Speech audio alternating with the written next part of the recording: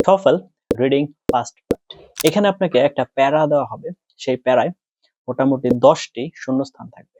শূন্যস্থানের যে ওয়ার্ডগুলো আছে সবগুলো গ্যাপ থাকবে না, তার মানে ওয়ার্ডের অর্ধেক দেওয়া থাকবে। সাপোজ আপনার যে ওয়ার্ডটা সেটা যদি 6 আলফাবেট সম্পন্ন হয় তাহলে 3টা বা 2টা আলফাবেট দেওয়া থাকবে আপনার ক্লু হিসেবে। বাকি 2টা বা 3টা আলফাবেট আপনার বসাতে হবে।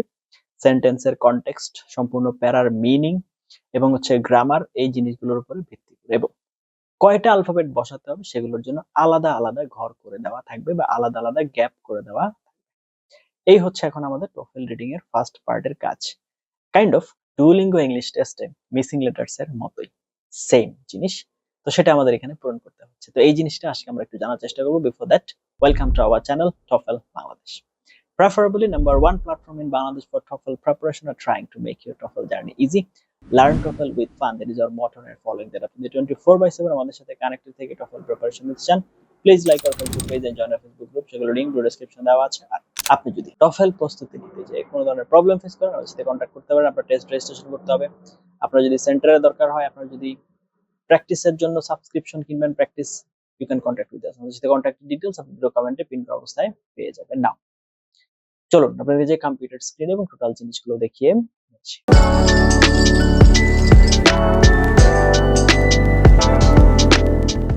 তো চলে আসলাম আমরা কম্পিউটার স্ক্রিনে। TOEFL রিডিং এর যে প্রথম কোয়েশ্চেন টাইপ এখন সেটা হচ্ছে মিসিং লেটার্স বা শূন্যস্থান। সেটা কিভাবে পূরণ করবে? মিসিং লেটার্স টাস্কটা কি? তোমাকে একটি সেন্টেন্স বা প্যারাগ্রাফ দেওয়া হবে যেখানে কিছু ওয়ার্ডের মাঝখানে লেটার্স মিসিং থাকবে। তাহলে কাজ কি? ঠিক স্পেলিং, গ্রামার এবং কনটেক্সট বুঝে আমাকে লেটার বসাতে হবে। স্পেলিং সঠিক হতে হবে, গ্রামার সঠিক হতে হবে এবং কনটেক্সট কোন মিনিং এ বোঝাচ্ছে সেটা আমাকে বসাতে হবে। ওকে, তো উদাহরণ কি বলছে দেখেন। দ্য গভর্নমেন্ট, এখানে 2টা আলফাবেটের জন্য কি আছে? ফাঁকা আছে, বা একটা আলফাবেটের জন্য। তো 2টা আলফাবেটের জন্য হ্যাজ ইন্ট্রো ব্ল্যাঙ্কস। এখন নিউ রুলস, এখন এইখানে আমি একটু দিতে ভুলে গেছি, আপনার কয়টা আলফাবেট ওটার জন্য আলাদা আলাদা জায়গা দেওয়া থাকবে। তার মানে এখানে এনটি বসাতে হবে, এন টি। এখানে বসাতে হবে হচ্ছে ইউ সি, তার মানে এখানেও 2টা। এভাবে বসাতে হয় আর কি, পূরণ করতে হয়। ওকে, এখন যদি আমি বলি যে আমাদের স্ট্র্যাটেজি গুলা কি, সবচেয়ে জরুরি স্ট্র্যাটেজি নাম্বার 1, পুরো সেন্টেন্স আগে পড়া বা পুরো প্যাসেজ আগে পড়ার চেষ্টা করা। এখানে আপনারা বলতে পারেন যে পুরো সেন্টেন্স বা স্ট্র্যাটেজি যদি পড়তে যাই আমরা, আমাদের অনেক সময়ের দরকার। এক্স্যাক্টলি, আপনাকে স্পিড রিডিং প্র্যাকটিস করতে হবে, আপনি যেন দ্রুত পড়তে পারেন। এটা শুধু ব্ল্যাঙ্ক না দেখে পুরো সেন্টেন্স এর মিনিং বোঝার চেষ্টা করা। শুধু ওয়ার্ড আন্দাজ করতে গেলে ভুল হতে পারে। সঠিক পদ্ধতি কি? সেন্টেন্সের কনটেক্সট বোঝা, সেই অনুযায়ী বসানো। পার্ট 2 কি বলছে? পার্টস অফ স্পিচ চিহ্নিত করতে হবে। মিসিং ওয়ার্ডটা কি, নাউন কি, ভার্ব কি, অ্যাডজেক্টিভ কি, কোন পার্টস অফ স্পিচ এটা বের করার চেষ্টা করা। যেমন শি ইজ, এখানে কি হবে? একটা অ্যাডজেক্টিভ হবে, right? She is responsible for the project. প্রথমে কি আছে? অক্সিলারি ভার্ব আছে এবং তারপরে কি আছে? আপনার প্রিপোজিশন আছে। তাহলে এর মাঝখানে কি বসবে? একটা অ্যাডজেক্টিভ বসবে, দিস ইজ রুলস। তাহলে স্টেপ 3 হচ্ছে কমন স্পেলিং প্যাটার্নস মনে রাখতে হবে। যেমন government, MENT, TION education, SION decision, able, responsible, double letter কোন জায়গায় কোন জায়গায় হয়। যেমন সাকসেসে ডাবল এস আছে, ডাবল সি আছে এবং ডাবল এস আছে। সাইলেন্ট লেটার্স নলেজের ক্ষেত্রে যেমন আপনার কে, কিন্তু প্রোনাউন্সিয়েশন হচ্ছে না, আছে লেখার সময় কিন্তু প্রোনাউন্সিয়েশন হচ্ছে না। স্টেপ 4, ওয়ার্ড ফ্যামিলি ব্যবহার করা। যদি রুট জানা থাকে স্পেলিং সহজ হয়। যেমন ডিসাইড থেকে আসছে ডিসিশন, গভর্ন থেকে আসছে গভর্নমেন্ট, সাকসেস থেকে আসছে সাকসেসফুল, এই যে এই বিষয়গুলো আছে। স্টেপ 5 কি বলছে? গ্রামার মিলিয়ে দেখতে হবে। যেমন সিঙ্গুলার এবং plural, tense, article, a and the, এদেরকে আমাদের কি করতে হবে? নিতে হবে। ওকে, উদাহরণ কি বলছে? This information. এখন ইনফরমেশন এরপরে এস হয় না, যদিও এখানে প্লুরাল আছে। দিস ইনফরমেশন নিজেই একটা প্লুরাল ওয়ার্ড, বা এটা আনকাউন্টেবল, এটা দরকার নেই, তাহলে এটার কোনো প্রয়োজন নেই। This information on are useful. তো এইভাবে বিষয়টা করতে হবে আর কি। ওকে, তাহলে হাই স্কোরিং এক্সাম টিপস কি হতে পারে? সাধারণত একাডেমিক বা কমন ওয়ার্ডস আসে, 2টি আসতে পারে। ব্রিটিশ স্পেলিং বেশি দেখা যায়, আমেরিকান স্পেলিং অ্যাকসেপ্টেড, কিন্তু কনসিস্টেন্সি রাখতে হবে। মানে সবগুলাই আমেরিকান হতে হবে তখন। ওভার থিঙ্কিং করার দরকার নাই। 80% শব্দ ফ্যামিলিয়ারই থাকে, 20% হয়তো আপনার আনফ্যামিলিয়ার হতে পারে, কুড বি। তাহলে চলেন আমরা একটা সলিউশন দেখি। Example 1, online edu has become blanks popular. তাহলে এডুর জায়গাতে কি হবে? এডুকেশন হবে। ইনক্রিজের জায়গাতে ইনক্রিজিংলি হবে। তাহলে এখানে আপনার যেটুকু ফাঁকা আছে সেটুকু বসাতে হবে এবং আপনাকে নাম্বার ফিগার আউট করে দেওয়া হবে কয়টা অ্যালফাবেট বসবে। কারেক্ট সেন্টেন্স কি হবে? Online education has become increasingly popular.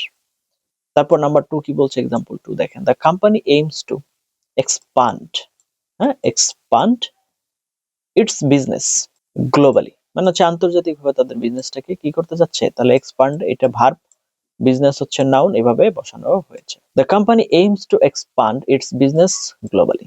ওকে, এরপরে আসেন এক্সাম্পল 3 কি বলছে? Students must take responsibility for their learning. Responsibility, learning. Okay, তো এই হচ্ছে মোটামুটি বিষয়। এরপরে আসেন common mistakes, avoid this. Only blank দেখে গেস করা, স্পেলিং না দেখে স্পিড বাড়ানো, কাউন্টেবল বা আনকাউন্টেবল ভুল, ডাবল লেটার ভুলে যাওয়া, সাকসেস বা সাকসেসফুল। ওকে, এরপর হচ্ছে ডেইলি প্র্যাকটিস রুটিন 15 থেকে 20 minute, 5 minute academic word list revise, 5 minute spelling patterns, 10 minute হচ্ছে missing letters practice, last sentence নিজে লিখে গ্যাপ বানাতে হবে। আপনি নিজেই সেন্টেন্স লিখবেন, নিজেই গ্যাপ বানিয়ে সেটা প্র্যাকটিস করার চেষ্টা করবেন। এখন ব্যান্ড 6 পেতে হলে গোল্ডেন রুল কি? প্রথমত হচ্ছে মিনিং ধরার চেষ্টা করেন, তারপর গ্রামার দেখেন, তারপর স্পেলিং দেখেন। এই অর্ডার ফলো করলে ভুল হবেই না, আপনি মোটামুটি 100% আপনি কারেক্ট করতে পারবেন। আর যদি রেগুলার না করেন তাহলে কিন্তু সমস্যা আছে। আর এখানে সবচেয়ে বড় স্কিল হচ্ছে রিডিং। যে যত বেশি রিডিং পড়বেন, যার রিডিং পড়ার স্কিল যত ভালো, সেখানে তত ভালো করবেন, এটা বলার অপেক্ষাই রাখেন। এতক্ষণ পর্যন্ত আমাদের সাথে ছিলেন তার জন্য অনেক এবং অনেক ধন্যবাদ। এই লেসনটি যদি আপনাদের দরকার হয়, যে পিডিএফটা আজকে আপনাদেরকে দেখাবো, তাহলে ভিডিও কমেন্ট আপনাদের মেইল আইডিটা কমেন্ট করে দিবেন, আমরা আপনাদেরকে এটা পাঠিয়ে দিব ইনশাআল্লাহ। এখন এই পার্টটা খুবই সহজ, তবে যে নিয়ম কানুনগুলো বলেছি সেগুলো মানতে হবে। এর পাশাপাশি হচ্ছে আপনাকে প্রতিদিন প্র্যাকটিস করতে হবে স্পিড রিডিং। আপনি যদি দ্রুত ইংরেজি রিডিং পড়তে পারেন তাহলে আপনি এখানে ভালো করবেন। যত স্লো ইংরেজি রিডিং পড়বেন আপনার এখানে তত সমস্যা। রিডিং পড়তে পারা বলতে আমি যেটাকে এক্স্যাক্টলি মিন করছি, রিডিং পড়ে অর্থটা বুঝতে পারা, এটা কোন টেন্স আছে, কোন পার্সনকে মিন করা হয়েছে, কোন কনটেক্সট বোঝানো হচ্ছে, এই যে বিষয়গুলো আছে এগুলো যদি আপনারা হচ্ছে ভালো করে বুঝেন এবং প্র্যাকটিস করেন, আশা করা যায় আপনারা এটা পারবেন, পারবেন এবং পারবেন। There is no doubt whatsoever about it. তো এই বিষয় নিয়ে আপনাদের হচ্ছে যেটা বলার বিষয়, এটা হচ্ছে প্রতিদিন প্রতিদিন এবং প্রতিদিন যত ভিন্ন ভিন্ন ক্রাইটেরিয়া, যত ভিন্ন ভিন্ন প্ল্যাটফর্ম, যত ভিন্ন ভিন্ন টপিক নিয়ে ইংরেজি রিডিং পড়া যায় পড়েন। একে তো আপনার জেনারেল নলেজ বাড়বে, দ্বিতীয়ত হচ্ছে আপনার এখানে আপনি অটোমেটিক ভালো করবেন। সুতরাং পড়ার কোনো বিকল্প এখানে নেই। So read and try to understand, don't go for word by word meaning, go for sentence by sentence, para by para meaning. Context অনুযায়ী এটা কোন সিচুয়েশনে ব্যবহার করা হয়েছে সেটা ব্যবহার করার চেষ্টা করেন বা বোঝার চেষ্টা করেন। আপনি ইংরেজিতে দুর্বল, আপনি একজন প্রবাসী, আপনি একজন চাকরিজীবী, যেই হয়ে থাকেন না কেন আপনি পারবেন। আপনাকে পারার জন্য যেটা করতে হবে সেটা হচ্ছে রেগুলার পড়াশোনা এবং সঠিক নিয়ম কানুন মেনে প্র্যাকটিস করতে হবে। তো আশা করি আমরা আপনাদেরকে সেই গাইডটা করতে পারবো এবং আমাদের চ্যানেলের ভিডিওগুলো দেখলে আপনারা সেই হেল্পগুলো পাবেন। তারপরেও কোনো সমস্যা হলে we are just one comment away from you, আপনাদের থেকে একটা কমেন্টের দূরত্বে আছি। এতক্ষণ পর্যন্ত সাথে ছিলেন তার জন্য অনেক এবং অনেক ধন্যবাদ। Let's meet some other video. Till then, have a nice time. Assalamu alaikum wa rahmatullahi wa barakatuh.